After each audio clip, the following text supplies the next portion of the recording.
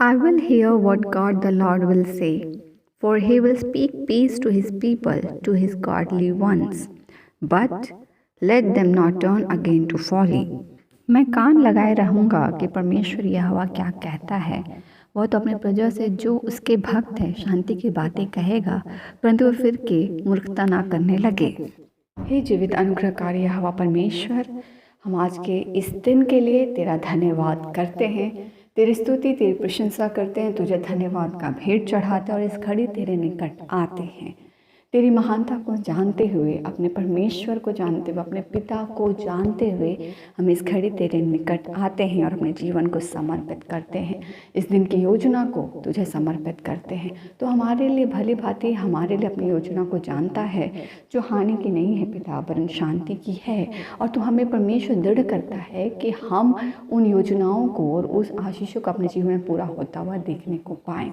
हमारे जीवन से परमेश्वर वो आज्ञाकारिता परिपक्वता पूर्ण रीति से हो, जिससे परमेश्वर हमारा जीवन आज्ञाकारी और ग्रहण योग्य हो और हमारे जीवन की गवाहियों से आपको महिमा मिले।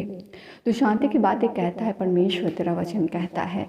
हम प्रार्थना करते हैं कि हमारा मन विचलित होकर परमेश्वर वापस शरीर और संसार की बातों में ना लगने लगे, जो बार बार हमारी प्रेजेंट की आवश्यकताओं को हाईलाइट करता है। वो हमारे डिज़ायर्स को हमारी आवश्यकता में पुट इन कर मैनिपुलेट करता है। हम प्रार्थना करते हैं कि हम उस मैनिपुलेशन में, उस बहकावे में, उस परमेश्वर जाल में ना फंसे, जिसके बारे में परमेश्वर ट्रैप के बारे में बाइबल बतलाती है, होने को पाए कि हम शरीर और संसार के डिज़ायर्स को अपनी आवश्यकता जानकर उस पर ना फंसे, परंतु परमेश्वर की ओर अभिमुख करें, क्योंकि परमेश्वर हमारी आवश्यकताओं को जानता है और जब वो हमें अपनी बातों को बतलाता है, वो हमें शांति की बातों को कहता है।